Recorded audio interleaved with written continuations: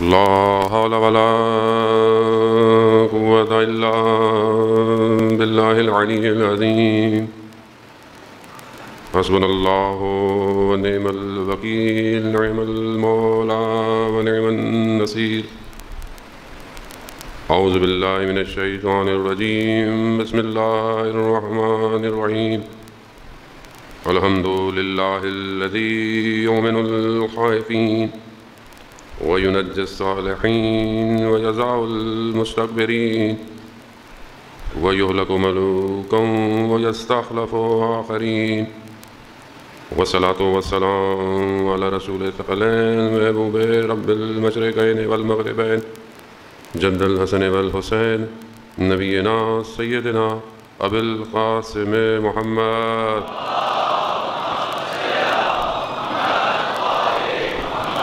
وعلى آله الطيبين الطاهرين المعصومين، لا سيما بقية الله في الأرضين، روحي وأرواحنا لتراب مقدم الفداء ولعنة الله على أعدائهم أجمعين. بسم الله الرحمن الرحيم. رب اشرح لي صدري ويسر لي أمري واحلل عقدة من لساني يفقهوا قولي. أما بعد فقد قال الله تبارك وتعالى في كتاب الحكيم والقرآن المجيد: وما خلقت الجن والانس الا ليعبدون. صلوات بھیجے محمد.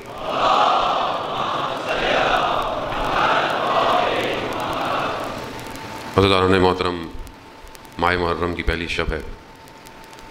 خداوند متعال ہمیں یہ توفیق عطا فرمائے کہ ہم اس محرم میں امام حسین علیہ السلام کے مقصد کو سمجھ سکیں، اور ان ایام میں کہ جو خدا نے ہمیں رزق کے طور پر عطا کیے ہیں، یہ رزق معنوی کہ جو ہر سال آسمان سے ایک دسترخوان کھلتا ہے، اس دسترخوان سے ہم کچھ حاصل کریں اور پھر روز عاشورہ ہم بھی اپنے آپ کو پاک کر کر امام حسین کے کاروان میں شامل ہو جائیں. اسی لیے ہمیں بہرحال یہ چند دن کوشش کرنی ہے اور سب نے مل کے کوشش کرنی ہے تاکہ ہم کسی ایک مقام پہ حاصل کریں. خداوند متعال نے انسان کو خلق کیا، اس کے لیے اولیاؤں وصیاؤں کو بھیجا. خدا اپنی مخلوق سے محبت کرتا ہے، اور یہ اس کی محبت ہے کہ وہ نہیں چاہتا کہ اس کی مخلوق جو ہے وہ کسی نقصان میں رہے. پروردگار نے جہاں قرآن میں انسان سے اگر کچھ مانگا بھی ہے تو اس لیے نہیں مانگا کہ خدا کو ضرورت ہے. خدا کو کسی چیز کی ضرورت نہیں، وہ غنی ہے، ہم فقیر ہیں، ہم محتاج ہیں. لیکن کیوں مانگ رہا ہے خدا؟ یہ وہ آیات کہ جہاں پر پروردگار سوال کر رہا ہے، یہ وہ آیات کہ جہاں پر رسول کے ذریعے سے سوال کروایا جا رہا ہے.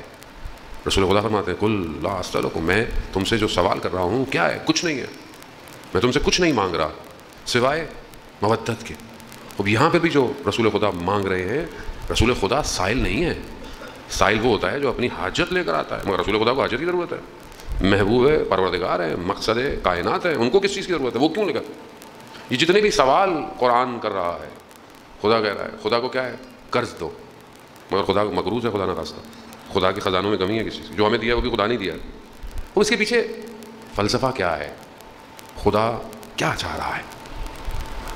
پروردگار قرآن میں ارشاد فرماتا ہے، سورہ محمد کی آیت نمبر 39 پروردگار کہہ رہا ہے کہ تم میں سے کچھ لوگوں سے خدا جو ہے وہ کچھ مانگتا ہے تو تم بخل نہ کرو، یعنی کنجوسی نہ کرو. اور جو بخل کرتا ہے وہ اصل میں اپنے نفس سے، اپنے آپ سے بخل کر رہا ہے. خدا تمہارے مال تم سے نہیں مانگ رہا، بس اللہ کی راہ میں انفاق کرو. خدا کہہ رہا ہے میری راہ میں انفاق کرو. یہ راہ میں انفاق مانگ رہا ہے. کیوں مانگ رہا ہے؟ کیوں سوال ہو رہا ہے؟ کیونکہ وہ ایک در کی طرف لے کے جانا چاہتا ہے، ایک دروازے کی طرف دعوت دے رہا ہے. رسول خدا کو پروردگار نے بھیجا، اس لیے انبیاء کو بھیجا کہ مخلوق کو اس دروازے کے ذریعے سے کمال کی طرف لے کے جائے. یہ جو سوال رسول کر رہے ہیں وہ بیسکلی ہمیں دعوت دے رہے ہیں، آؤ ادھر آؤ، میں تمہیں اس پوری دنیا کے شور شرابوں سے بچا رہا ہوں، میں تم سے کچھ نہیں چاہ رہا اور مجھے کچھ نہیں چاہیے. یہ جو میں تم سے مانگ رہا ہوں یہ تمہاری بقا کے لیے ہے. یہ جو میں تم سے مودت مانگ رہا ہوں، اپنے قربا کی، اپنے گھر والوں کی، یہ تمہاری بقا ہے. اس میں چھوڑ دو نہ تو محبت. کیا ہوگا؟ کیا ہوا؟ کیا ہو رہا ہے؟ کیا ہوگا؟ آپ کے سامنے ہے. اب یہاں یہی ان ساری چیزوں کے پیچھے ہے کہ خدا جب کچھ چاہتا ہے تو وہ انسان کو کمال پہ پہنچانا چاہتا ہے. ماہ محرم بھی اسی طرح ایک ریپیٹیشن ہے، ایک تکرار ہے. یہ ہر سال آ کر یہی دعوت دے رہی ہے، آؤ دروازہ کھلا ہوا ہے، آؤ خدا تمہیں کسی مقام پر لے کر جانا چاہتا ہے. خدا لے کے جانا چاہتا ہے. کیسے آؤ؟ کس طرح آؤ؟ آ جاؤ. کمال پہ لے کے جانا خود حسین ابن علی کا کام ہے، یہ ہمارا کام نہیں ہے. روز عاشور، شب عاشور کئی لوگ تھے جو آخر میں آئے، وہ کہاں چلے گئے، وہ کس مقام پہ پہنچ گئے، آج بھی دروازہ کھلا ہوا ہے عزیزان محترم. لیکن کیا وجوہات ہے کہ انسان اتنی بڑی دعوت کے باوجود انسان دعوت کو قبول نہیں کر رہا؟ اتنی بڑی دعوت ہے. قرآن مجید پروردگار کی کتاب ہے، محکم کتاب ہے. خدا کہتا ہے ہم نے تمہارے لیے واضح بیان کر دیا، اپنی آیتوں کو روشن کیا ہے تمہارے لیے. کیوں نہیں سمجھ میں آتی قرآن کی آیات؟ کیوں نہیں انسان سمجھتا؟ کیونکہ قرآن کو اپنے وجود میں پیوست کرنے کے لیے وجود پاک چاہیے. پاک ہر کوئی، خود قرآن کہہ رہا ہے وہ جو حقیقت ہے قرآن ہے اس کو نہ پہاڑوں نے لیا نہ کوئی اور چیز تحمل کر پائی، وہ قلب پیمبر پر اترا ہے. قرآن جو حقیقت ہے اسی کو بہت نیچے لے کر خدا نے اس صحیفے کے ذریعے، یہ جو ہمارے پاس کتاب کی صورت میں ہے، یہ بہت نیچے آیا ہے. جو اس کا اصلی ہدف، اصلی جو اس کا ٹیکسٹ ہے،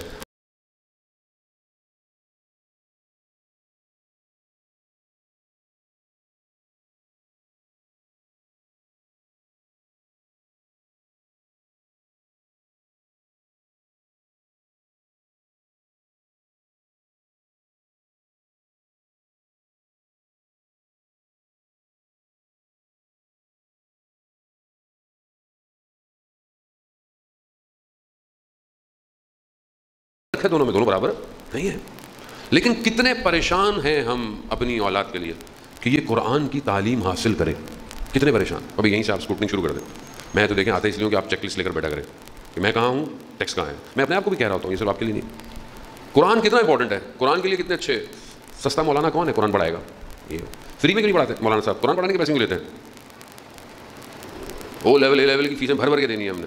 بہترین انسٹیٹیوٹ، بہترین قرآن کیا ہے، ایسی پڑھ لے گا. مسجد کے مولوی بیچارے ٹوپی پہن کے آئیں گے، بیچارے تھوڑی دیر پڑھیں گے، جی آغا صاحب پانی پلا دو مولانا صاحب، چلے گئے. محلے کی باجی قرآن پڑھا دیتی ہیں، ایسی تو سب اپنی باجی سے قرآن پڑھا دیتے ہیں. قرآن اچھی بات ہے، پڑھ لیں قرآن، ٹھیک ہے، اچھی، کم از کم پڑھ تو لیں کسی سے. لیکن اصل قرآن تدبر اور تفکر ہے. قرآن کئی جگہ کہہ رہا ہے یا اولی الالباب، اے عقل مندو، اگر کامیابی چاہتے ہو تدبر تفکر. کتنا تدبر اور تفکر ہے قرآن کے اوپر.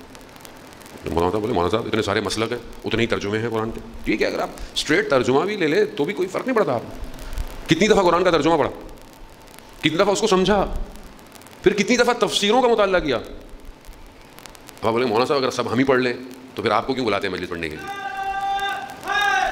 یار بھائی ہم یہی تو اللہم صلی علی محمد، ہم یہی چاہتے ہیں کہ جب آپ تفسیر بھی پڑھ لیں گے نا تو مولانا پھر اس سے بھی اوپر کچھ پڑھ کے آئے گا. جب ہم نارمل ٹیکسٹ ہی نہیں پڑھ رہے. اسلام کا اوریجنل ٹیکسٹ کیا ہے؟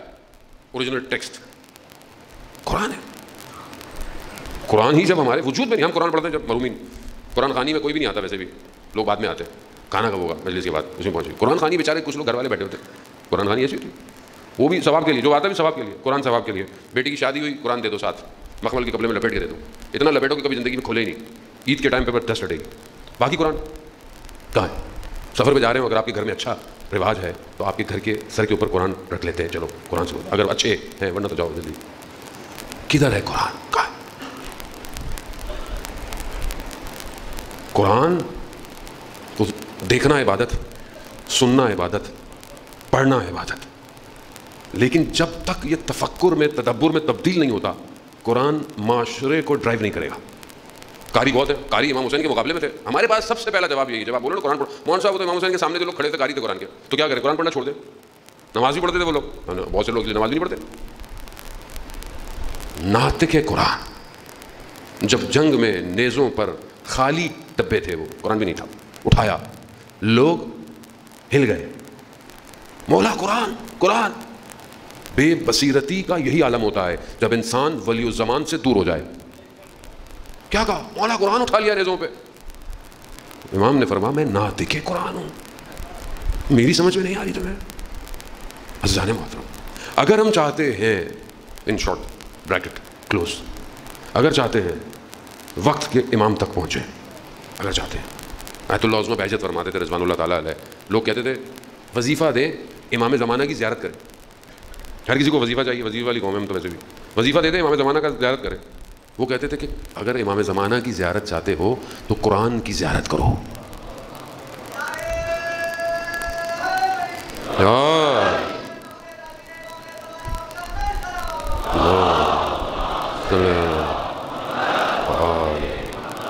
کیوں؟ کیونکہ وہ جو امام ہے وہی قرآن ہے، اور جو قرآن ہے وہی امام ہے۔ خلیفہ وقت نے ابن عباس سے بولا کہ تم ہر وقت مولا علی کی تعریفیں کرتے ہو۔ رسول اللہ میں تو قرآن کی آیتوں کی تلاوت کرتا ہوں، میں قرآن کی لیکن یہ قرآن پیوست اسی کے وجود میں ہوا جو سمجھ پایا اپنے وقت کے امام کو، ورنہ قاری تو بہت تھے، مگر وہ قاری جس نے سر نیزے پر بھی قرآن کی تلاوت کی، اصلی قاری ذکر الہی ہے، کلام الہی ہے، کلام الہی۔ ہم نہیں چاہتے کہ خدا ہم سے باتیں کرے، ہم نہیں چاہتے۔ اگر چاہتے ہیں کہ خدا آپ سے باتیں کرے، قرآن پڑھیں۔ کتنا ہم لوگ واٹس ایپ، فیس بک کے اسٹیٹس، انسٹاگرام کی ریل سب دیکھ رہے ہیں، دنیا جان کتنا دیکھتے ہیں۔ آپ خود سوچیں، آپ کو سوچنے کی ضرورت نہیں، ویسے تو آپ کا موبائل آپ کو بتا دیتا ہے کہ کتنی دیر آپ نے اسکرین کھولی، کتنی دیر آپ نے یوٹیوب یوز کی ہے، سب آپ کو بتا دیتا ہے۔ خود اس کو کمپیئر کریں اپنے ساتھ کہ کتنا میں نہیں کہہ رہا کہ برا کام کرنا، اچھے کام کرتے ہوں گے، پڑھتے ہوں گے، سارے کام کرتے ہیں، لیکن آپ دیکھیں کہ کتنا دنیا کا ٹیکسٹ پڑھ رہے ہیں اور کتنا خدا کا کلام پڑھ رہے ہیں۔ کہاں ہے؟ پھر آپ کہتے ہیں معاشرہ صحیح نہیں ہو رہا، پھر آپ کہتے ہیں معاشرے میں مشکلات ہیں، مصیبتیں ہیں، لوگ امام کو نہیں، کیسے امام کو پہچانیں گے؟ وہ چیز جو آج موجود ہے اور وہ چیز جو غیبت کے پردے میں ہے، امام جب تشریف لائیں گے تو کون سی چیز کو حاکم کریں گے؟ کون سی چیز کی حکومت ہوگی؟ مولا متقیان حضرت علی ابن ابی طالب علیہ السلام۔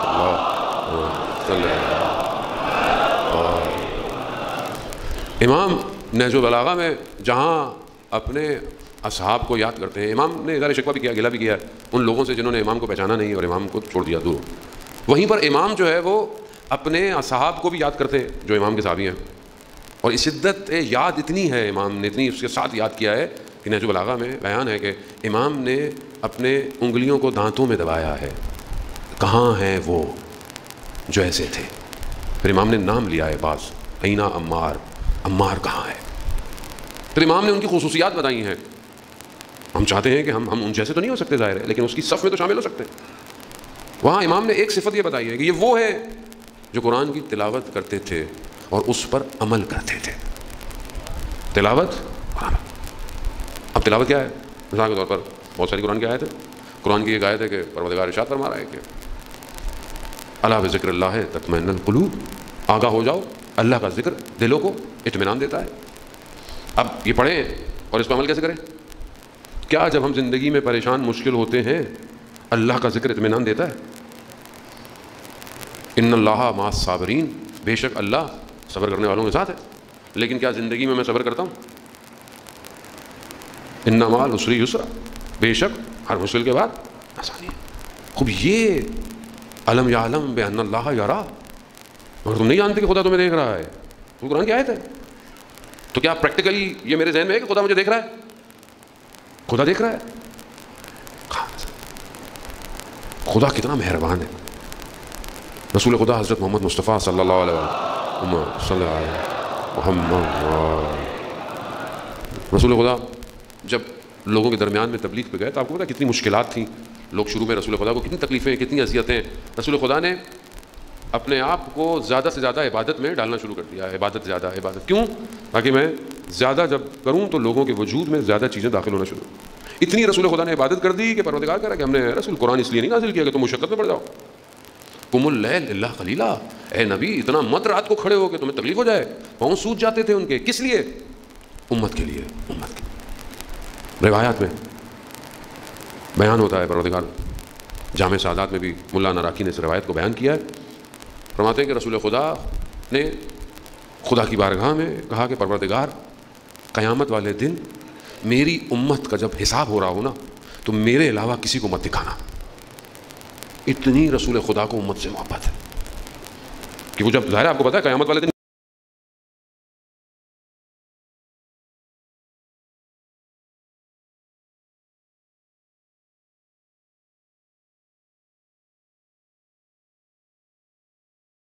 پوچھا کہ بہرحال وہ فرشتے ملائکہ آئے اور انہوں نے بولا کہ لکھو۔ انہوں نے کہاں سے لکھوں؟ قلم تو نہیں، کہا تمہاری انگلی تمہارا قلم بن جائے گی، قلم لکھو۔ کہا دوات کہاں سے لو؟ مرکب، کہا زبان لگاؤ۔ لکھنا شروع کیا، اچھا برا جو رک نہیں پایا قلم، آپ کا قلم خود لکھے گا تم نے زندگی میں کیا کیا، اچھا کیا خود لکھے گا، اصل آپ کے اختیار میں نہیں ہے۔ کہا لکھے گا، لکھے گا، اس کے بعد 2 ٹکڑے گردن میں ٹانگ دیا، ایسا لگ رہا تھا جیسے دنیا کے پہاڑ میری گردن میں لٹک گئے ہیں. کہاں فرار کرے گا, کہاں جائے گا اس دن آدمی؟ اس دن کے لیے رسول خدا فرما رہے ہیں جہاں سب چیز عیاں ہوگی, ہر چیز کھلی ہوئی ہوگی, کوئی چیز پوشیدہ نہیں ہوگی. یہاں میں اچھے کپڑے پہن لوں, خوشبو لگا لوں, آپ کو پتہ نہیں ہے میں اندر سے کیسا ہوں, آپ کو کیا پتا. لیکن اس دن سب عیاں ہوگا, سب کھلا ہوگا, کچھ چھپ نہیں پائے گا. اس دن کے لیے رسول خدا نے فرمایا پروردگار میری امت کا جب حساب کرنا صرف مجھے دکھانا بس. میرے رسول چاہتے ہی نہیں کہ دوسری امتیں دیکھیں کہ میری امت کیا عمل کرتی تھی. اللہم صلی محمد. ادھر سے پروردگار نے اپنے محبوب سے کہا میرے محبوب میں تم سے زیادہ اپنی مخلوق کے لیے مہربان ہوں. یقیناً رسول خدا مہربان ہے. کہا میں تم سے زیادہ اپنی مخلوق پر مہربان ہوں. میں جب ان کا حساب کروں گا تو میں آپ کو بھی نہیں دکھاؤں گا. خدا کہاں ہے؟ اس خدا سے بات کرنے کا دل نہیں چاہتا آپ کا؟ نہیں چاہتا.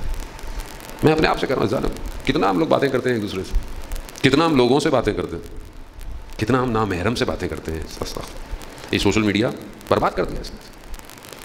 اور وہ خالق بندے کا انتظار کرتا ہے یہ کب مجھ سے باتیں کرے گا. خوب بات کرے انسان خدا کی طرف بڑھے. عزیزان محترم وہ پروردگار نے اس دن جب سب عیاں ہوگی, روایت ہے رسول خدا حضرت محمد مصطفیٰ صلی اللہ علیہ وسلم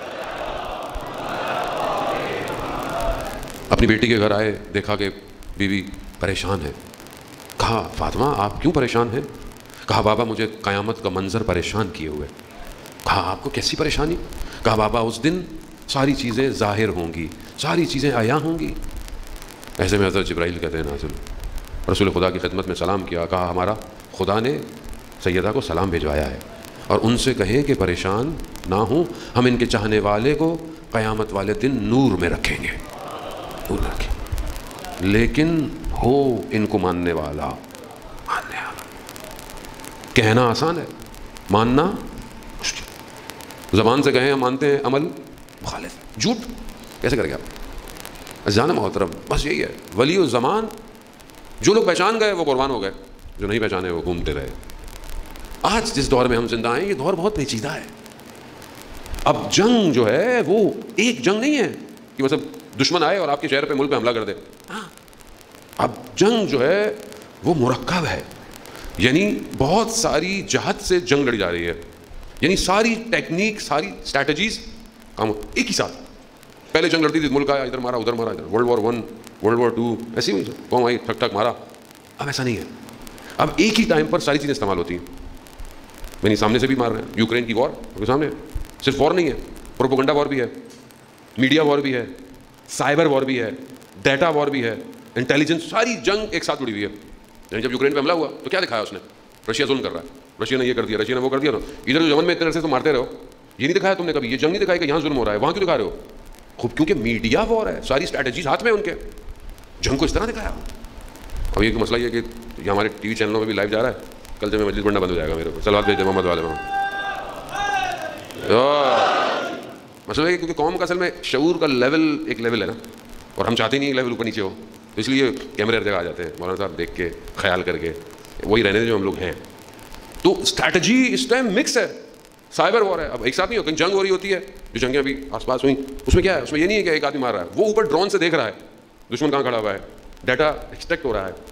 داعش سے جو جنگ جیتی ہے وہ کیسے جیتی ہے کہ ان کے اپنے ڈرون اڑ رہے تھے ہوا میں, اور وہ ان کی اپنے ڈرون ان کے اپنے اوپر تھے, ان کو ہائی جیک کیا ہے.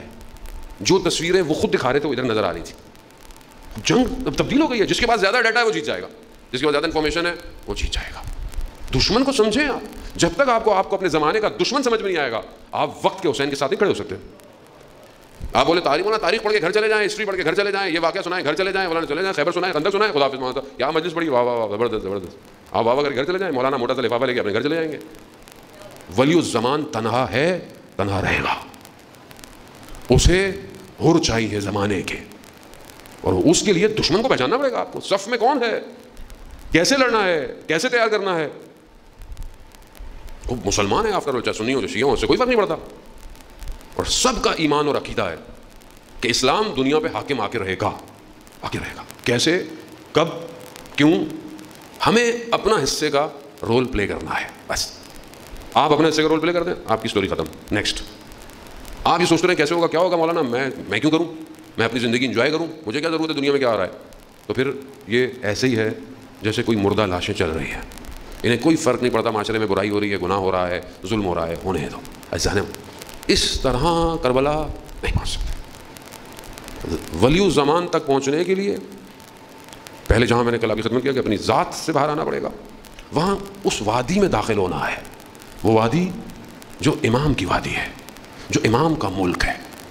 اس میں جو چلا جاتا ہے اس کے لیے پھر کوئی چیز رکاوٹ نہیں ہے, اس کے لیے پھر کوئی چیز, اس کے لیے پریشانی نہیں ہے, وہ دیکھ چکا ہوتا ہے, اسے نظر آ رہا ہے آگے کیا ہو رہا ہے. شب عاشور امام نے ایسے نہیں کہا صرف کہ جاؤ چلے جاؤ, کچھ مسئلہ نہیں ہے, بیعت ہٹا دی جاؤ, نہیں, کیونکہ دیکھ چکے تھے کہ یہاں موت نہیں ہے, یہاں حیات ہے, حیات.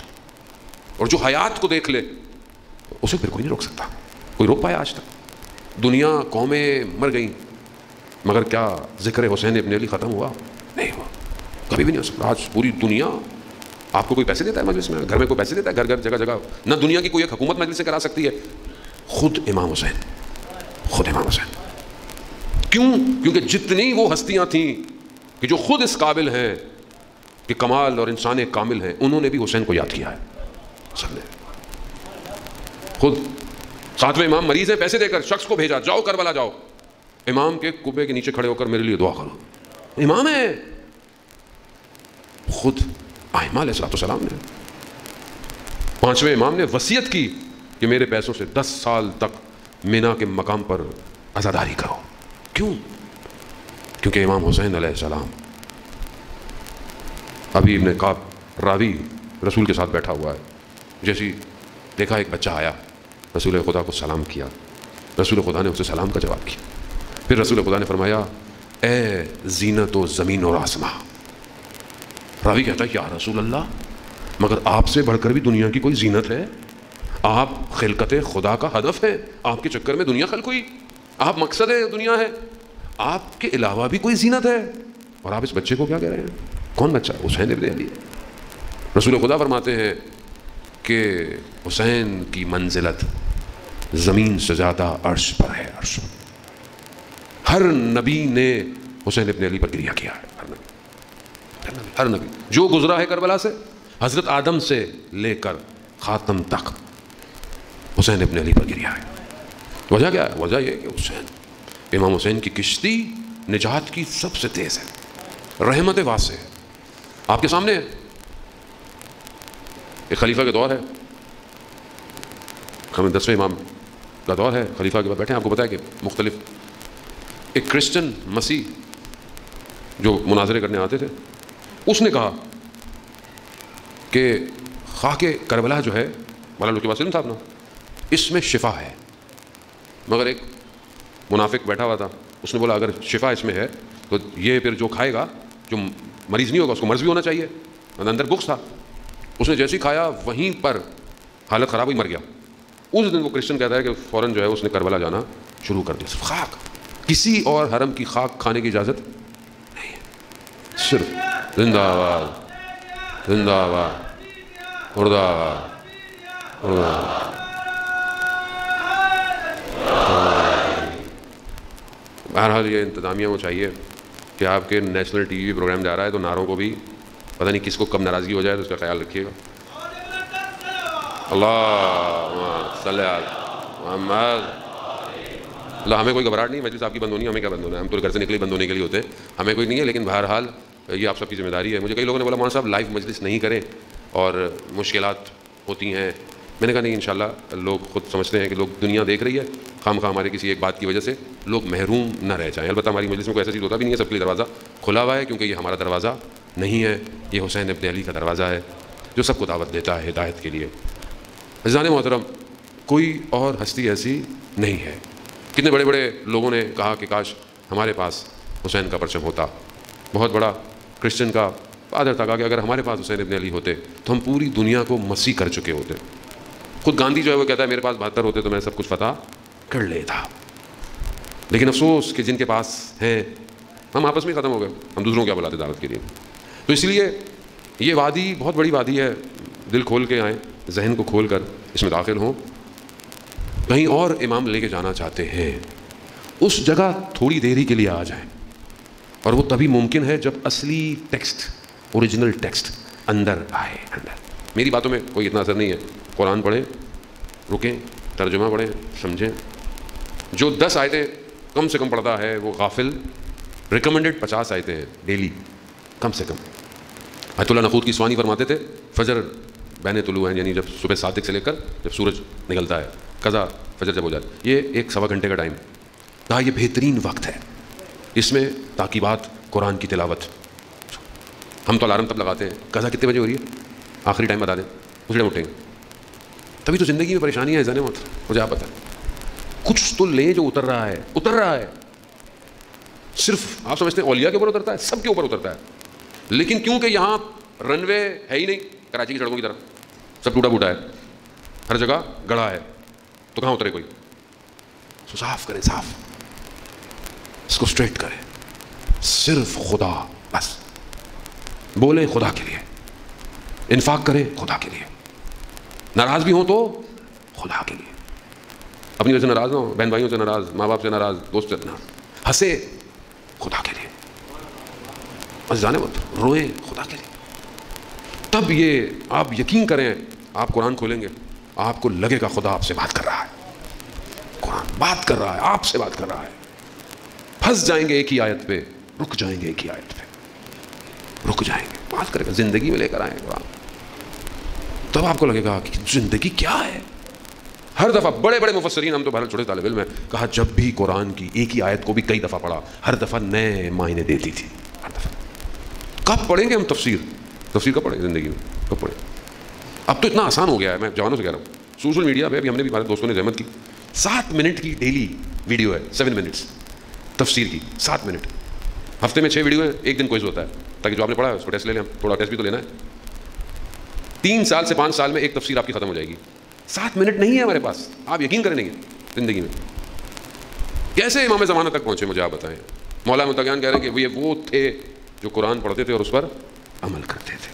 اجزانے مطلب یہی تھے جن کے وجود نے امام کی باتوں کا اثر لیا، کیونکہ ہم عادت ہے.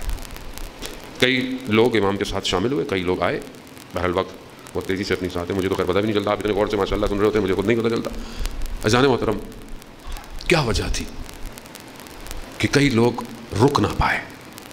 ہمارے استاد داداشی کہ خدا انہیں صحت اور سلامتی عطا فرمائے، کہتے ہیں کہ حر جہاں کچھ وجوہات ہیں، وہاں حر کے وجود نے کیسے یہ سب قبول کیا، کیسے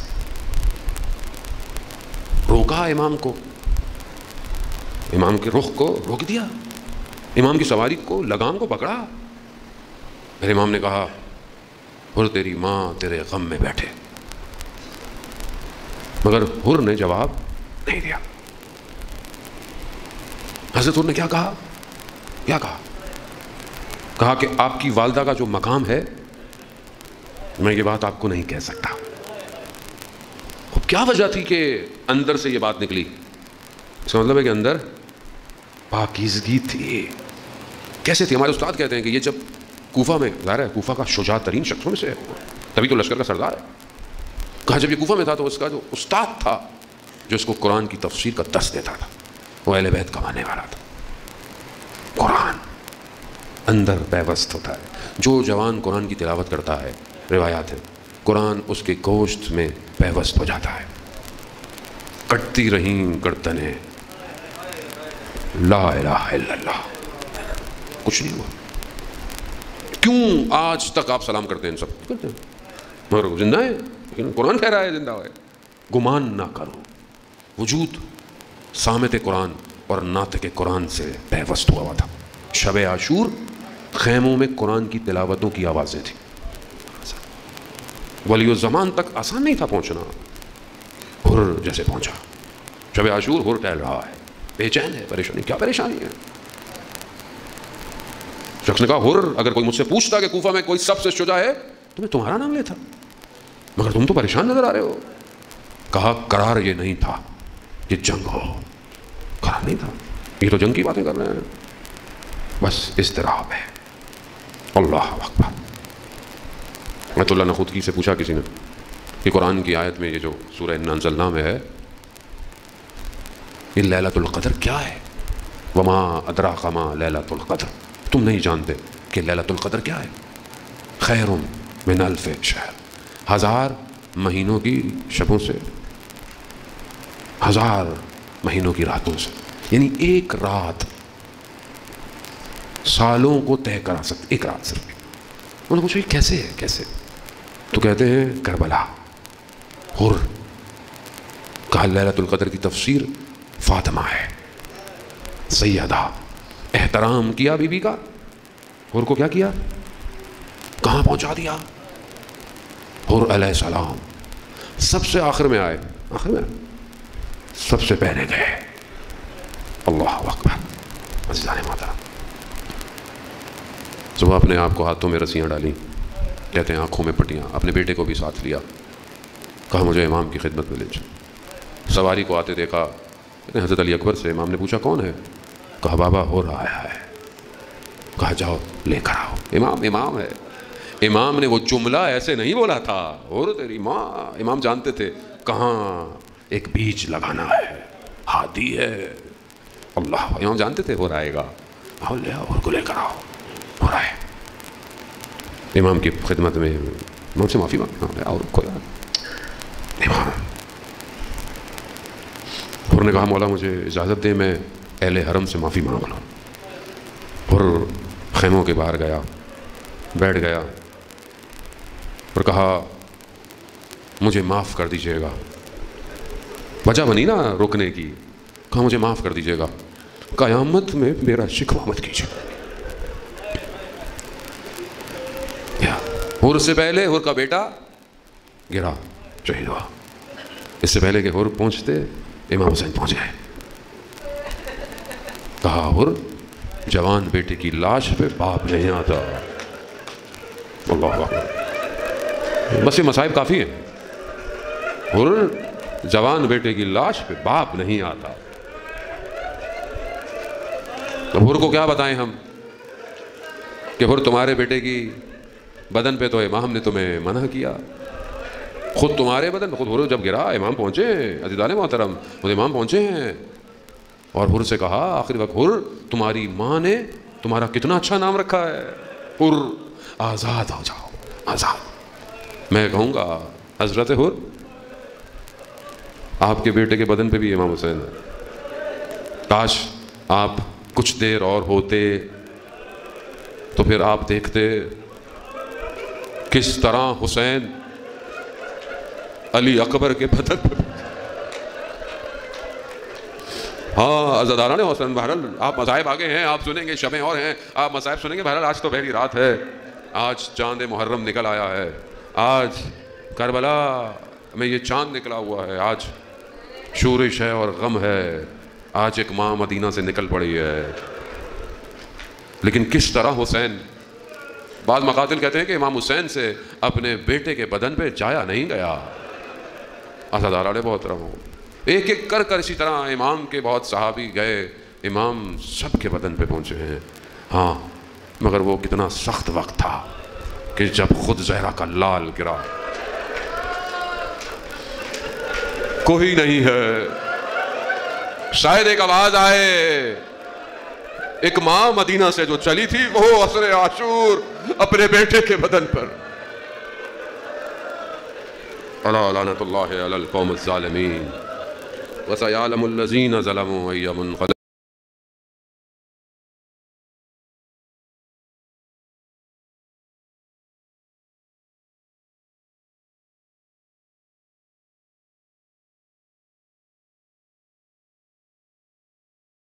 پروردگار ہمیں عافیت کے ساتھ ظہور میں داخل ہونے کی توفیق عطا فرما۔ پروردگار ہم خطاکار ہیں، گناہ گار ہیں، ہماری عاقبت خیر عطا فرما۔ پاکستان کو عزت اور استحکام عطا فرما، اس کے دشمنوں کو نیست اور نابود فرما۔